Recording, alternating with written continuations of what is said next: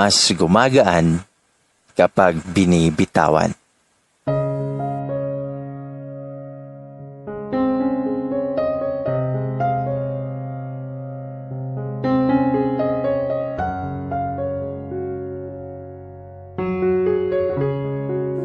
Love, naaalala mo pa ba yung kantang I Won't Give Up? Yan yung lagi kong sinasabi at kinakanta sa'yo.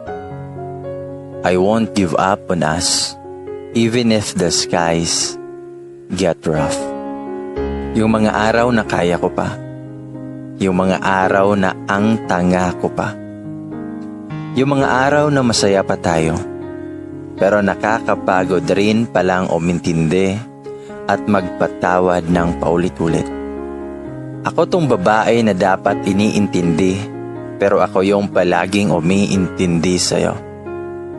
I had many reason to give up, pero lumaban ako kasi mahal kita. To think na mas ma-effort pa ako kesa sa'yo. Usually, I pay for the food we eat when we have a date. Naintindihan ko yon kasi sa ating dalawa ako yung meron. Ako yung may trabaho and you were just a graduating student. Aiming for a goal and dreams as what you had promised. You were the spoiled boyfriend I ever had. I buy your needs and support you all the time. Kahit napaka-busy kong tao because of my job, but still, I can manage my time just to spend my half time with you kahit na lagi ka lang naglalaro ng ML. Pero hindi naman big deal sa akin yon kasi we ended playing ML together. I thought ML lang yung kahati ko sa atensyon mo.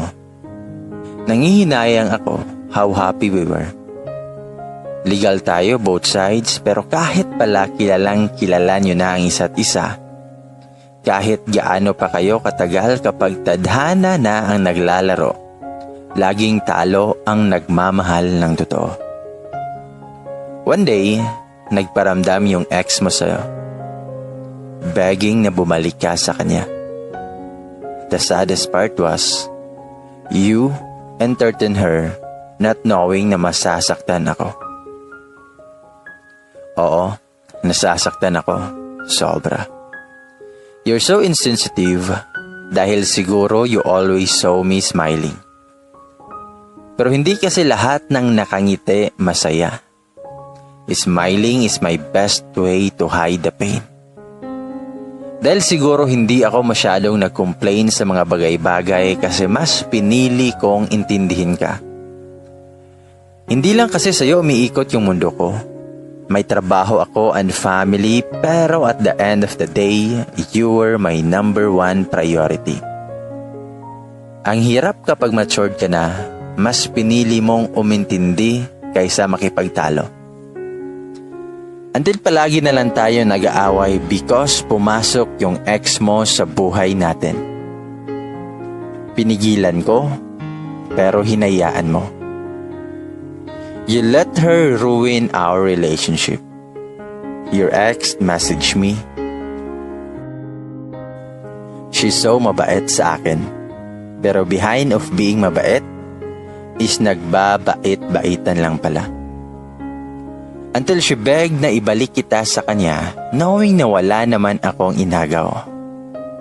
Hindi kita inagaw sa kanya. Dumating ka lang sa buhay ko at tinanggap kita kahit may kulang sa'yo na ako na mismo ang bumuo. Mahirap pala buuhin yung taong di mo sinira. Yung sa pagbuo ko sa'yo, ako na pala ang nasisira. I'm busy fixing you not knowing I've lost some pieces of me. 8 months na kayong break, pero bakit ganon? She insisted inagaw kita. She's so desperate. She even threatened you na magsusuicide siya pag di ka bumalik sa kanya. Bakit ngayon pa? Masaya naman tayo, di ba? Masaya sana. Sinabihan kita na putulin yung ugnayan yung dalawa. Sino ba namang girlfriend na matutuwa kapag mag-ugnayan yung jowa at ex nila, di ba? Pero still, nagte-text pa rin kayo. Sabi mo, empty na yung feelings mo sa kanya. Naniwala ko. Marami akong rason para magduda. Pero mas pinili ko yung isang rason para magtiwala. Kasi nga, mahal kita. Pero di pala sapat ang mahal kita kahit na legal pa kayong dalawa. Pag napagod ang puso sa kakaintindi, walang mananatili. You ask me, bakit ako nag-iba? Actually, hindi ako nag-iba. You've changed me. She begged for you to come back. Binalikan mo. So dalawa kami sa buhay mo. Wala akong alam nito. Di ko pa alam to until kinuha ko yung cellphone mo. Binasa ko lahat ng convo niyo. Wala akong magawa kundi umiyak and asking my worth. Do I deserve this pain? Bakit mo nagawa to? You explained, I'm trying to let you go. You've said sorry. You want us na maging okay. I accepted your sorry. Tinanggap kita ulit ng paulit-ulit. But you did it 3 times. Again and again. Once is enough. Twice is too much. And thrice is a choice. I prayed until one day, nagising na lang ako. Natauhan sa lahat. Sorry for my broken promises na I won't give up. I've learned. I've already found my worth. I realize that it's not my loss. It's your loss. Thank you, love. Please be happy even if I'm not. I will always love you. Sometimes you have to give up on people, not because you don't care, but because they don't. Ladies and boys, maka na ang confession ni A nga mas gumagaan kapag binibitawan. O karon mga listeners, ladies and boys, ania ang another confession nga gikan kang A. Ayokong mawala yung ako dahil lang merong tayo. Hindi ko rin ikabubuo kung babalik lang din ako sa'yo.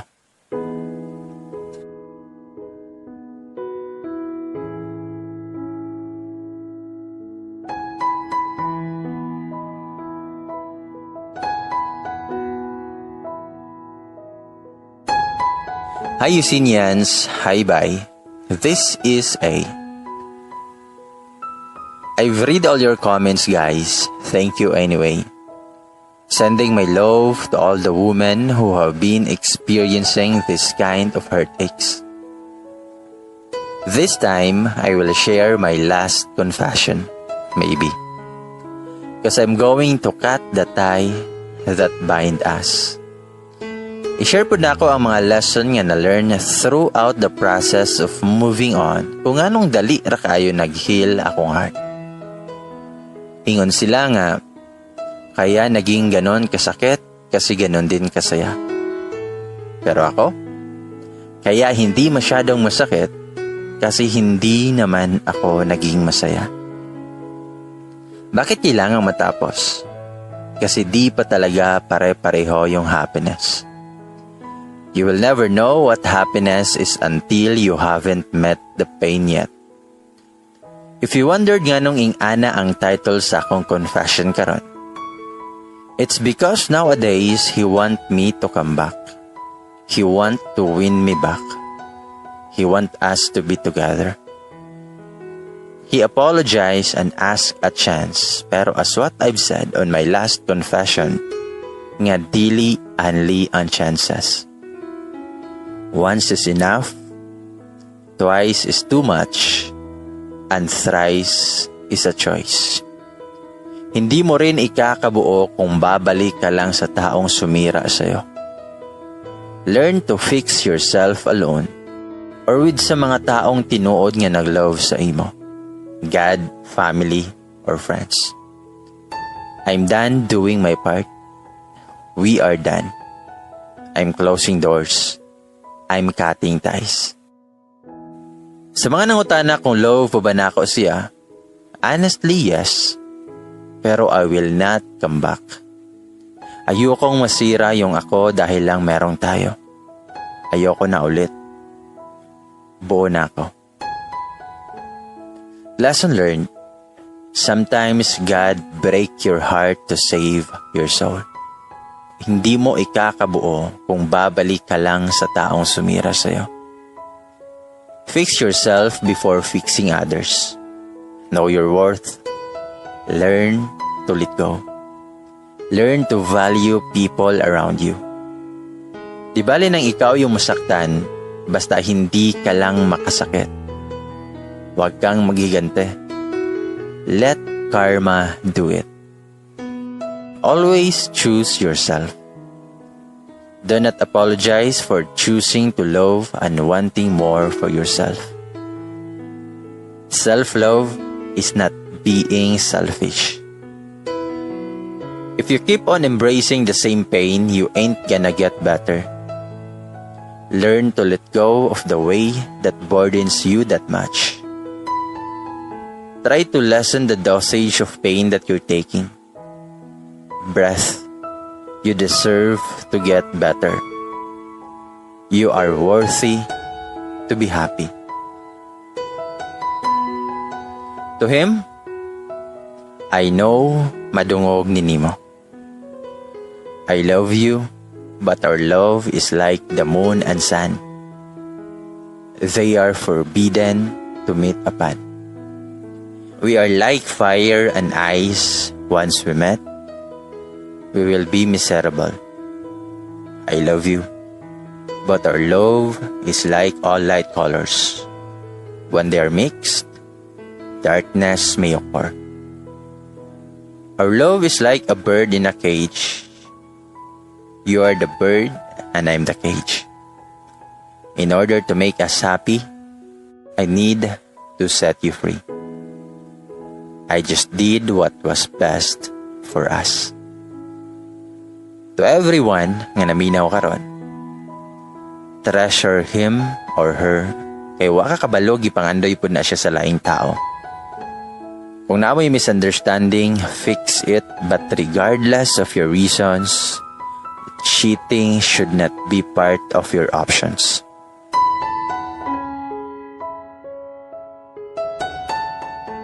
Ladies and boys, mga listeners, mao kana ang confession ni A. Ingana dyan na siya nga moabot ra jud ang panahon nga mo surrender ka. Dili tungod kay wala na ka nahigugma niya, pero tungod kay nasakitan na kaayo ka.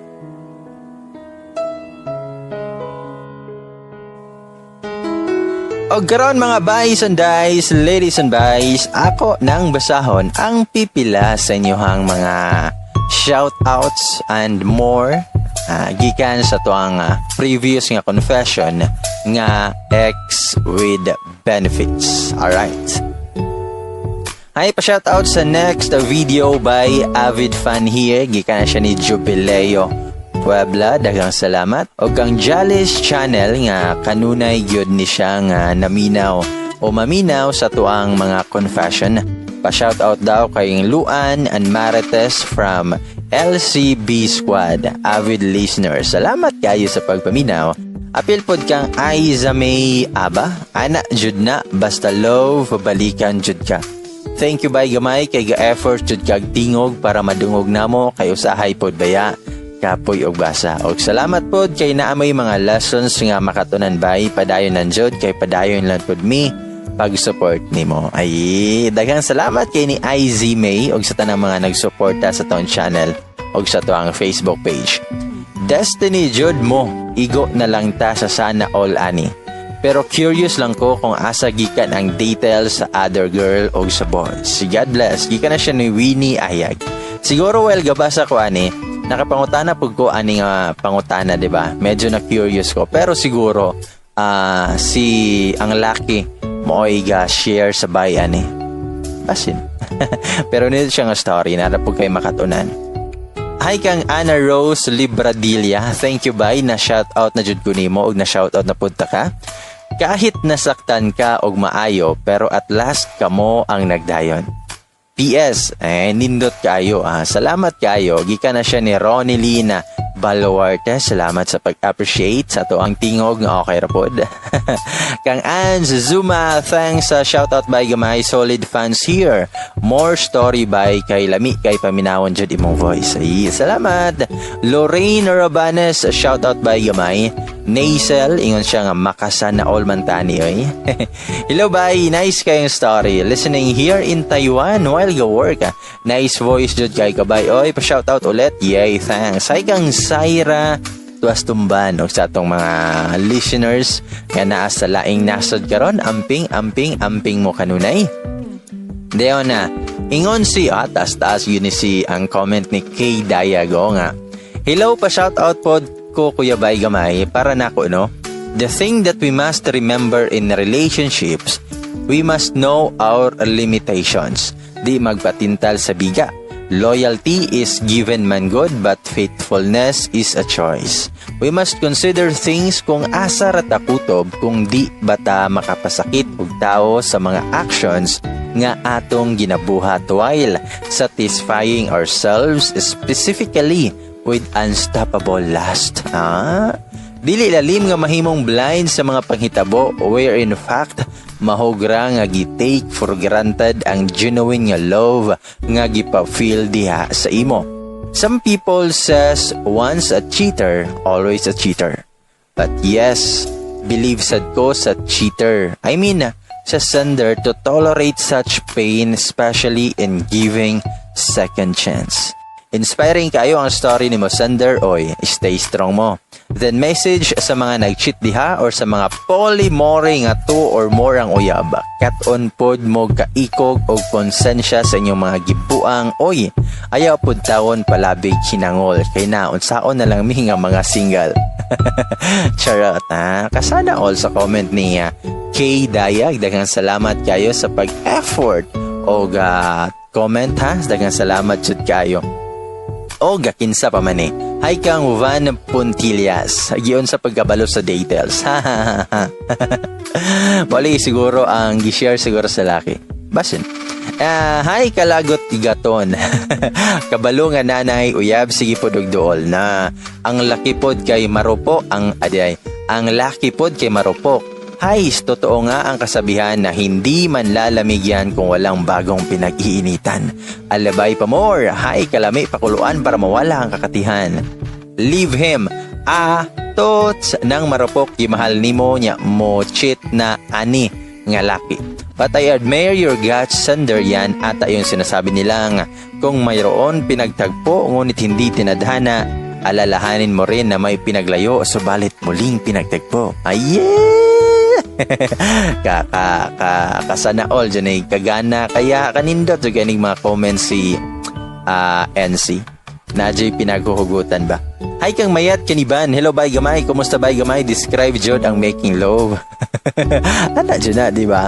Kay naminawon mo i-describe ang tanang gibuhat, ang paghawid, ang pagkumot. Hi kang kang Lila Hipiga. Pa-shoutout by my thank you kang Michelle. Hi, heart nga mata. Wow, kanay sa story oy. Mas nindot ang tingog sa kasana all. Pa-shoutout po by gamay Jessa Furog. Atats ning ex with benefits oy. Christina Bangkoy nga naman ka-relate ka?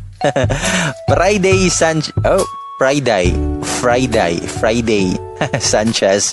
Hi po, salamat kayo sa inyong pagmaminaw. Og sa mga tanang naminaw, daghang salamat yun kayo sa pagpaminaw.